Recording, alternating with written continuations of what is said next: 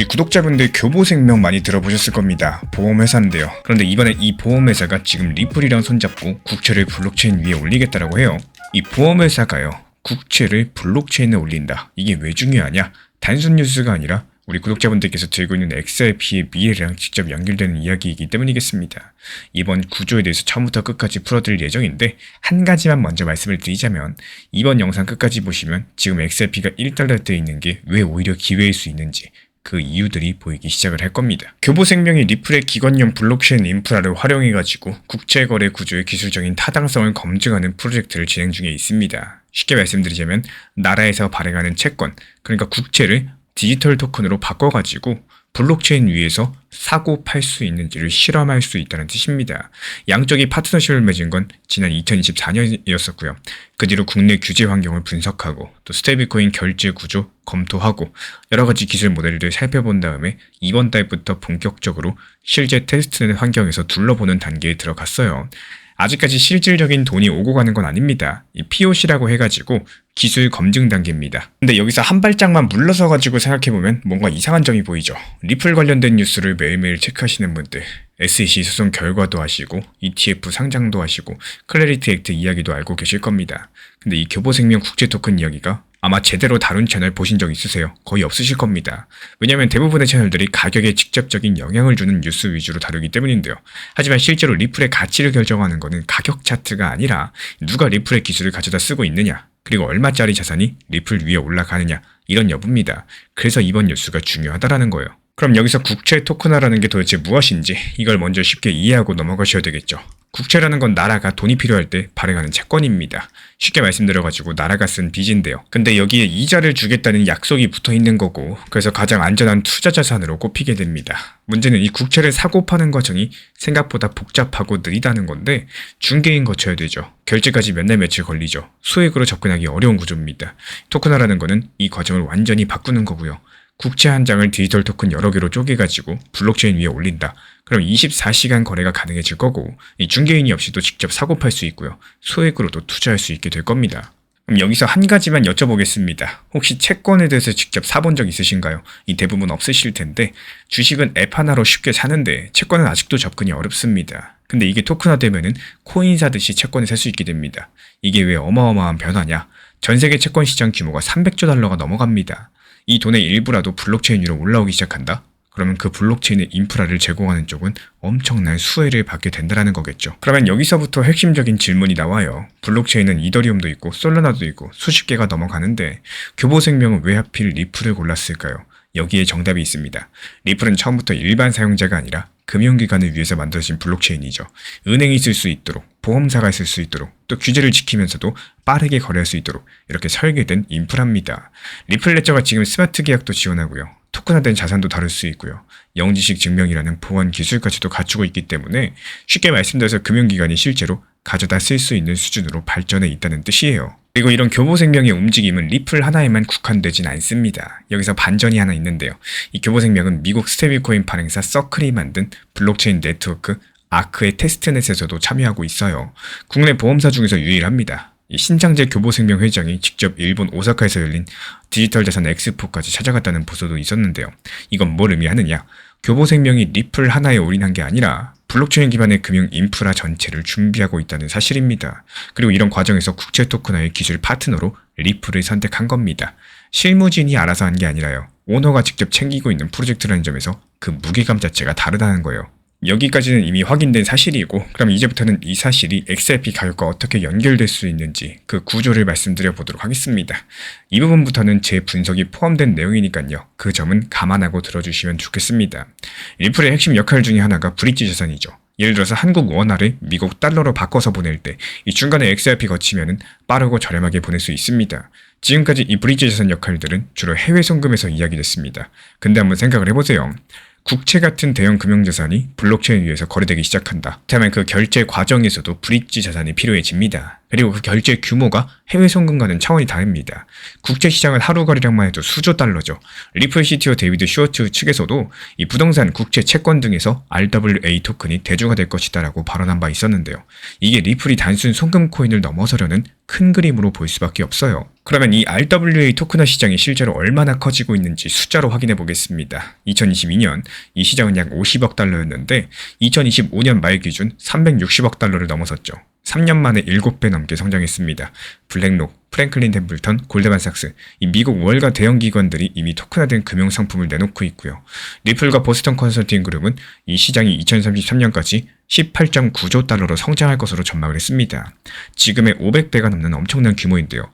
이게 가장 낙관적인 전망 중에 하나고, 맥킨지 같은 곳은 2030년까지 2조에서 4조 달러 정도로 보는 여러 가지 예측 기관마다 편차가 커요. 하지만 방향성 자체는 똑같습니다. 이 시장이 커지고 있다는 거, 이건 누구도 부정하지 않고 있습니다. 지금 XRP 가격이요, 2,000원대에서 움직이고 있는 상황인데 이미 고점 대비했을 때 65% 가까이 빠진 상황이죠. 차트만 보면 약세 국면 맞습니다. 근데 재밌는 숫자가 하나 있어요. 코인시어즈 데이터 기준 4월 11일로 끝나는 주간에 XRP 투자 상품으로 순 유입된 자금 무려 1억 2천만 달러가 유입이 됐는데요. 작년 12월 이후로 가장 큰 규모의 주간 유입이 발생을 했어요. 지금 7개 정도의 XRP 현물 ETF가 운용되고 있는 상황이고 합산 운용 자산이 10억 달러가 넘어갑니다. 가격은 하락을 했는데 기관 자금은 오히려 계속 들어오고 있다는 뜻이겠죠. 여기에 하나 더 있죠. 이 매번 영상마다 강조드리지만 이번 달 말에 미국 상원 클래리티 액트 마크업 투표가 예정돼 있습니다. 이 법안만 통과되시면은 XRP가 연방법상으로 디지털 상품으로 분류가 되기 때문에 쉽게 말씀드리자면 XRP의 법적 지위가 확실해지는 겁니다. 이 스탠다드 차타드 은행의 디지털 자산 리서치 총괄인 제프리 캔드릭 측에서는요, 이 법안 통과되고 ETF 유입이 100억 달러까지 가게 된다. 그럼 2026년 말 XRP 목표가 8달러까지 상승할 걸로 제시했습니다. 물론 법안이 통과되지 않을 경우에는 2.8달러로 크게 낮아지는 전망도 함께 내놨는데요. 확정된 미래가 아니라 이 조건부 시나리오라는 거 기억해 주시기 바라고요. 이 모든 것들 종합했을 때 가장 가능성 높은 흐름이 뭔지 한 가지만 짚어드려 보자면요. RWA 토큰화 시장은 분명히 성장을 하고 있고 리플은 그 인프라 사업자 중에 하나로서 자리를 잡아가고 있습니다. 이 교보생명 같은 보수적인 금융기관이요, 리플의 기술을 선택해서 국제 토큰화 실험을 시작했다.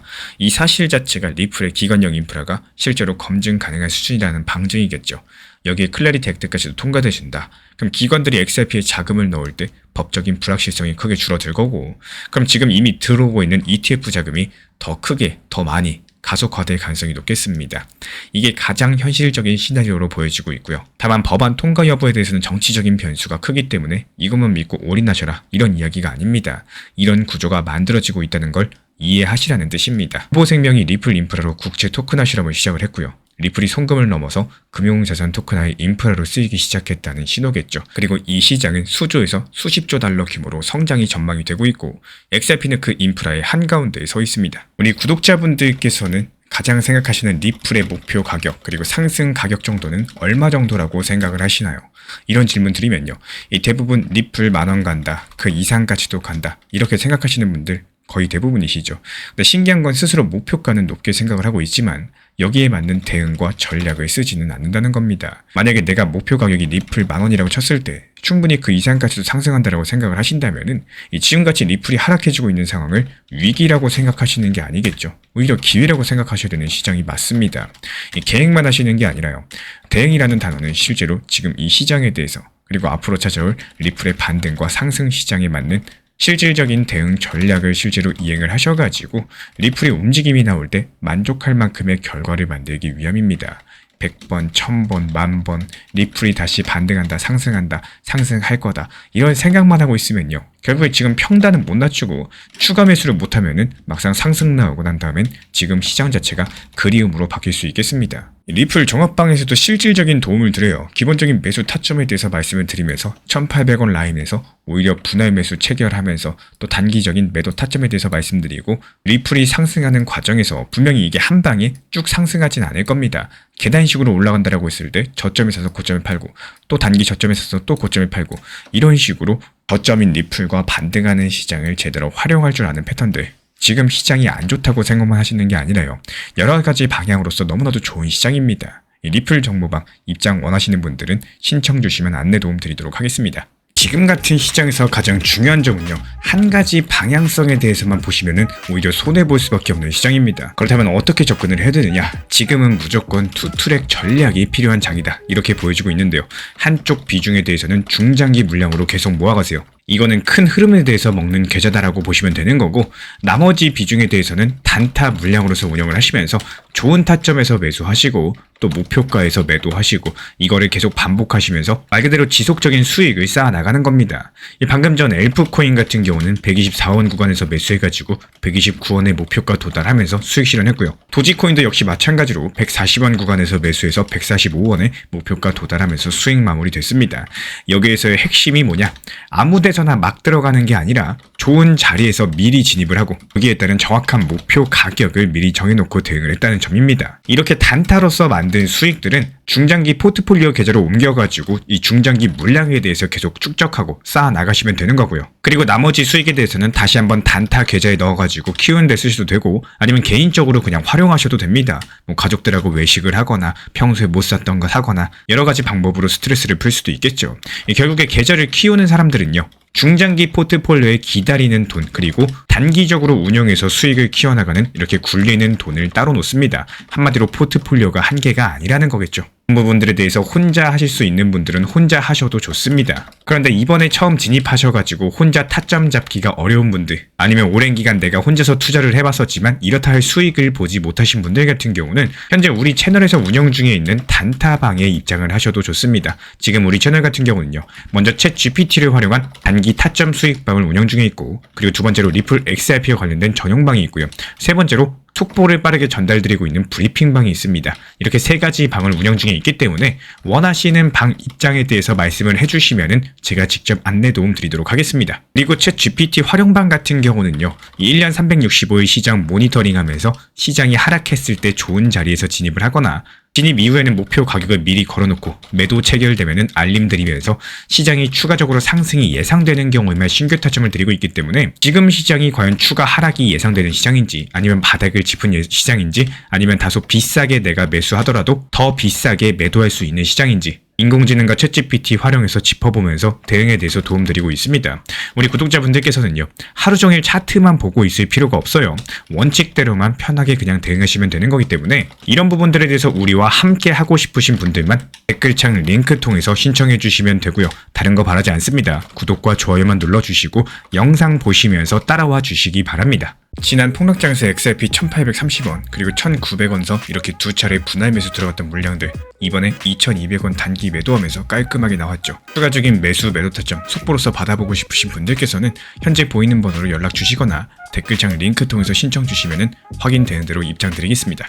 제가 안내해드리고 있는 코인 신사 채널 멤버십 전용방에 대해서 짧게 설명드려 보도록 하겠습니다. 리플, 암호화폐 시장에 대한 중요한 이슈, 그리고 브리핑이나 시장의 흐름에 대한 전문적인 분석 내용 설명과 함께 차트상의 기술적 분석, 온체인 지표와 투자 심리에 대한 내용들을 같이 안내 도움 드리고 있고, 가장 중요한 투자 심리를 컨트롤하기 위해서 포트폴리오의 구성에 대한 노하우, 투자 심리 컨트롤에 대한 내용도 같이 안내 드리고 있습니다. 코인 신사 스터디 멤버십 가입하신 분들께서는 아래 번호 혹은 신청 링크 통해서 남겨주시면 제가 연락드리고 있고, 안내 설명과 함께 신사 채널 리플 전용 멤버십 방에도 입장 안내 설명드리고 있습니다.